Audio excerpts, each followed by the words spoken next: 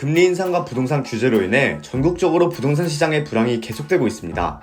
특히 주담대 금리가 7%까지 오를 것으로 전망되면서 갭 투자한 이들의 근심도 커져가고 있는데요. 채무를 감당하지 못하는 사람들이 늘어나자 수도권 지역에는 깡통전세 주의보가 내렸습니다. 이에 오늘 리얼캐스터 TV에서는 수도권의 깡통전세가 늘어난 원인과 주의사항을 정리해봤는데요. 오늘의 영상이 궁금하다면 좋아요와 구독, 알림 설정 부탁드립니다. 깡통전세는 집주인의 대출이자 연체로 인해 집이 경매로 넘어가 전세세입자가 전세 보증금을 날릴 처지에 놓인 경우를 뜻합니다. 생각만 해도 끔찍한 상황인데요. 이런 경우가 최근 들어 빈번하게 등장하고 있어 이슈를 일으키고 있습니다. 도대체 깡통전세가 증가하고 있는 원인은 무엇일까요? 이는 금리 인상의 영향이 큽니다. 전 세계적으로 기준금리가 오르면서 대출을 받아 집을 매입해 임대를 한 집주인들의 부담도 늘었는데요. 특히 갭 투자를 한 경우 깡통전세로 이어지는 일이 많습니다. 대출을 최대한 받아 집을 매입하여 전세 임대를 주는 부동산 투자 방식인 갭 투자의 최대 문제는 바로 금리 인상에 따른 이자 부담이 크다는 것인데요. 사실 재작년만 해도 갭 투자는 부동산 재테크의 핫 이슈였습니다. 그때만 해도 기준금리가 1%였으니 이자 부담이 크지 않아 갭 투자를 많은 이들이 도전했죠. 재작년부터 작년 말까지 집값이 크게 오르면서 수익을 본 사람들도 많았고요. 그런데 문제는 올해 초부터 시작됐습니다. 기준금리 인상과 부동산 규제의 여파로 인해 집값이 하락세를 보였거든요. 최근 KB국민, 신한, 하나, 우리은행의 주담대 변동금리는 연 4.44에서 5.63%입니다. 2년 전만 해도 2%에서 3%였던 금리가 2배 이상으로 올랐는데요. 문제는 앞으로도 금리가 인상될 가능성이 높다는 것입니다. 올해 연말 기준으로 금리가 7에서 8%대로 올라갈 것이라는 보도가 잇따르고 있는데요. 지금보다 금리가 더 오를 시 대출이자 체납 비율도 증가할 것으로 보입니다. 금감원의 자료에 따르면 대출 평균금리가 7%에 이를 시 대출 원리금을 못 갚는 사람이 190만 명에 이를 것이라고 하는데요.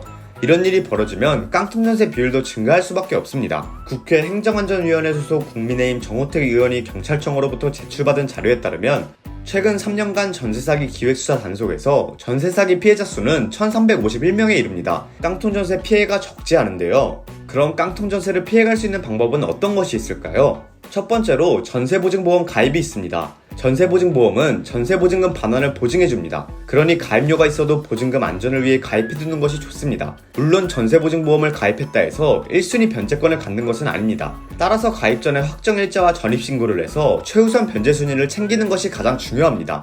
전세보증보험에는 주택도시보증공사와 서울보증보험 두 가지가 있습니다. 두 보험은 요건과 가입기한, 보증요율의 차이가 있으니 자신에게 더 적합한 것에 가입하는 것을 추천드립니다.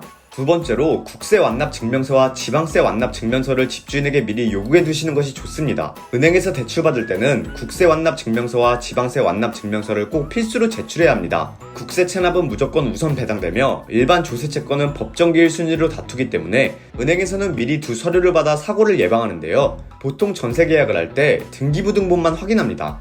그러나 등기부 등본에는 세금 체납으로 인한 압류가 표기되는데 시간이 걸립니다. 그러니 등기부 등본만 확인해서는 낭패를 볼 수 있는데요. 따라서 계약 전에 집주인의 국세 완납 증명서와 지방세 완납 증명서를 확인하는 것이 안전합니다. 또 계약 특약으로 전세계약 잔금 전이나 당일, 이후라도 새로운 매매가 이뤄질 시 세입자 보호를 위해 국세 완납 증명서, 지방세 완납 증명서를 세입자에게 보여줘야 하며 압류로 인한 손해 발생 시 매도인이 책임진다를 걸면 좀 더 안전한 전세계약을 할 수 있습니다.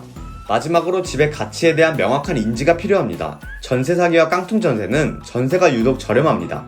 대부분 다른 곳보다 저렴한 전세가를 찾다가 깡통전세를 당하는 경우가 많은데요. 그러니 너무 저렴한 집을 찾기보다 주변 시세와 비슷한 가격대의 전세 매물이나 매매가의 60에서 80% 정도의 전세가를 찾는 것이 좋습니다. 전세 사기와 깡통전세는 현재 부동산 시장에 큰 논란이 되는 문제입니다. 그러나 앞으로도 해당 사례는 늘어날 가능성이 높습니다. 특히 서울을 포함한 수도권 지역은 집값이 작년에 크게 올랐다가 올해 하락한 여파가 있어 부동산 재테크를 위한 갭 투자가 몰려 있습니다.